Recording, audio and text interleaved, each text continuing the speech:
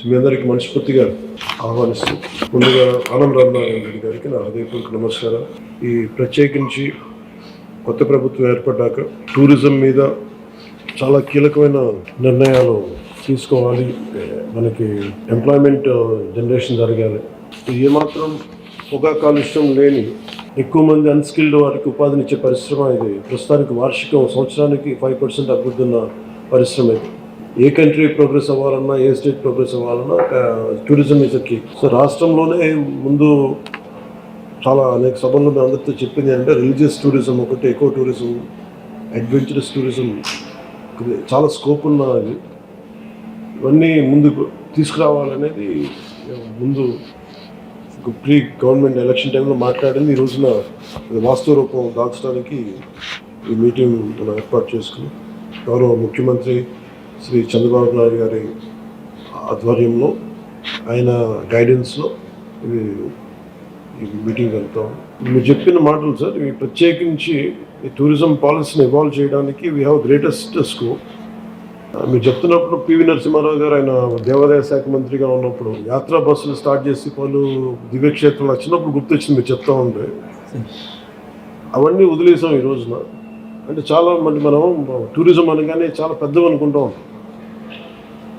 అంటే ఇప్పుడు ఏమైపోయిందంటే టూరిజం అంటే వేరే దేశాలకు వెళ్ళడం అయిపోయింది తప్ప మనకి నేటివ్ టూరిజం అనేది ఇదైపోయింది. సో మీకంటే ముందు శాంతిప్రియ పాండే గారితో కూడా మన ఫారెస్ట్ డిపార్ట్మెంట్ అఫీషియల్స్తో కూడా చాలాసార్లు ఎకో టూరిజం గురించి మాట్లాడడం, ఎక్స్క్లూజివ్లీ ఒక ఎకో టూరిజం పాలసీని కూడా ఇవాల్వ్ చేశాం. Ma'am I think committee has been constituted and ఒక ప్రత్యేక కార్పొరేషన్ కూడా పెట్టాం. దానికి సంబంధించి we have initiated corporation. When that policy would be ready ma'am?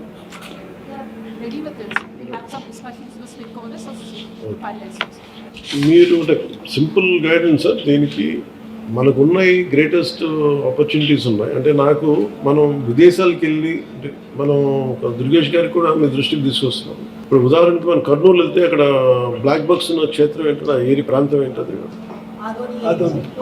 Adoni ఒకటి, తర్వాత మనం సిద్ధవటం ఒకటి. అంటే అపార్ట్ ఫ్రమ్ వీటన్నిటికంటే కూడా ఇవన్నీ ఎకో టూరిజం స్పాట్స్ లాగా ఉంటాయి. అడ్వెంచర్ టూరిజం లాగా. అంటే మనకి ఫెంటాస్టిక్, మనకి టెంపుల్స్ కానీ, తర్వాత ఎకో టూరిజం సైట్స్ కానీ, ఇవన్నీ అంటే మెయిన్ మనం దృష్టిలో ఏం పెట్టుకోవాలంటే మీరు ఫిలిమ్స్ని చాలా పాపులర్ చేయాలి. బిగినింగ్లో న్యూజిలాండ్ ఒకటి, ఇప్పుడు ఈ మధ్యన యుక్రెయిన్ కానీ, ఇవన్నీ ఏంటి అంటే ఫిలిమ్స్ మనం చాలా ఈజీగా ప్రమోట్ చేయొచ్చు. అంటే ఇప్పుడు న్యూజిలాండ్ ఏమన్నదంటే ఈవెన్ మన మధ్య సింగపూర్లో కూడా if you promote one film that will become your ఫ్యాంప్లెట్. ఖర్చు పెట్టి తక్కువ వద్దేను, మనకి వచ్చే మైలేజ్ ఎక్కువ ఉంది. అందుకని మీరు ఫిల్మ్ ఫ్రెండ్లీ కనుక కొన్ని అంటే చాలా క్లాసిక్ లొకేషన్స్ అని నేను చాలాసార్లు అనిపించేది, we used to go out of countries.